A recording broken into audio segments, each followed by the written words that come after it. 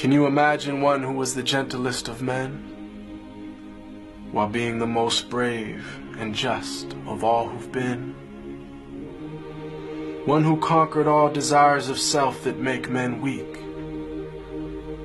who granted all who asked him precisely what they seek, whom only jewels poured out his mouth whenever he would speak, who was the gem amongst the stones of men who shined unique. A selflessness and generosity that some would say was merely myth until they'd seen one of the lovers of his way, who used to mend his sandals, used to patch his clothes, who used to serve his family whenever he was home, who had a noble shyness, not gazing long upon a face, who honored all he ever met, be he king or be he slave, who always felt himself at home the most amongst the poor, who never angered for himself, but only for his Lord, always just, always truthful, conscious of the one, even if it brought discomfort to himself and those he loved.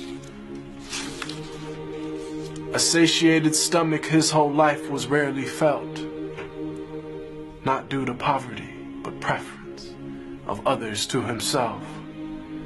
who knew the time of day by sun, the direction by the stars, who'd walk amongst his enemies without a single guard, devoid of any trace of self, just humble and serene, eloquent but not verbose, just precisely what he means, whom all within his company felt light and sacred cheer, whom there was not a thing within creation that he feared, who loved to play with children and run races with his wives, who joined the festivities and honor customs of all tribes. When people yelled and lost their cool around him, he was calm, who asked forgiveness for his enemies, even as they did him wrong, who kept a goat he'd milk himself for people in his house, whose wives, when asked about him, said he was the perfect spouse, who never looked down on a pauper or flattered once a prince, who called every soul unto the one without even a flinch. Every single gorgeous trait of character he had, of noble lineage, yet he was the orphan of his clan, one imbued with wisdom and piercing inner sight, yet he was the unlettered one, who'd neither read nor write. All knowledge and trait of character unflawed were placed inside his very being directly by Allah.